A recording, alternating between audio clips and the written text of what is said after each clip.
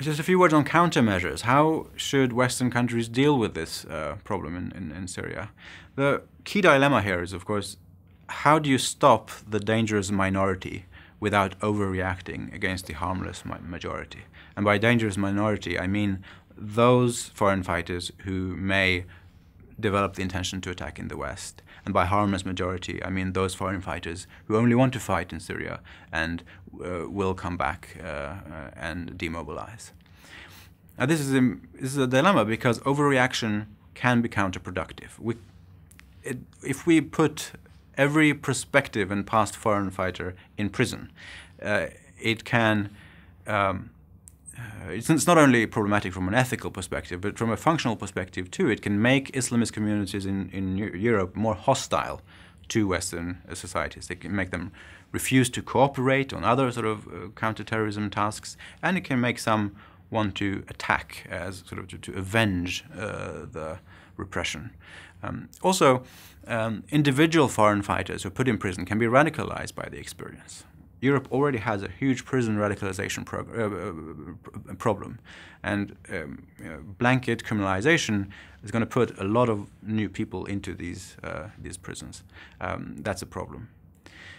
Of course, there is a range of measures below blanket prosecution of everyone who wants and tries to go.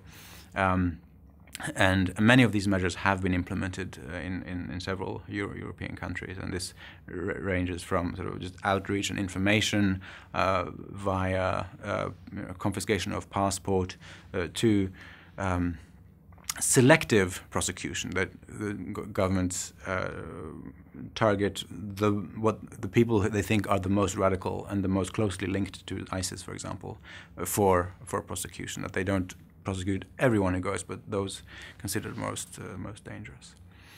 And we see that different countries choose different strategy, and the degree to which they use harsh measures vary quite a lot between countries. The country that is the toughest on foreign fighters is the United States.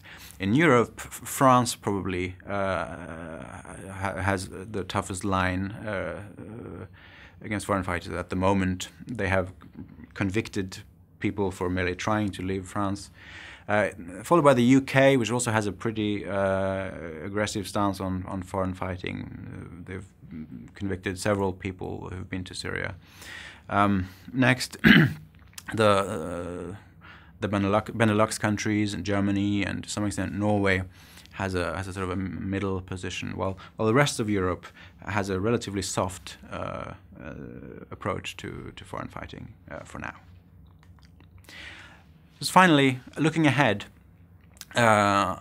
personally I see a certain Syria blowback in Europe. I don't think it'll be huge, at least not if so long as ISIS doesn't adopt a Western first strategy. But there will be some plots linked to Syria. In the long term, I also see foreign fighting as a phenomenon that will continue because it is helped by globalization. It is helped by the fact that there is more migration, more different diasporas around the world, by the fact that transportation becomes cheaper, communication, digital communication is also more widespread. So foreign fighting is definitely here to stay. And finally, it's clear that to me that the whole foreign fighter phenomenon, it challenges the legal frameworks of the international community, both domestically and internationally. These are legal frameworks created for a less globalized world where people were either insurgents or international terrorists, these legal frameworks have trouble now dealing with intermediary categories like foreign fighters. Thank you.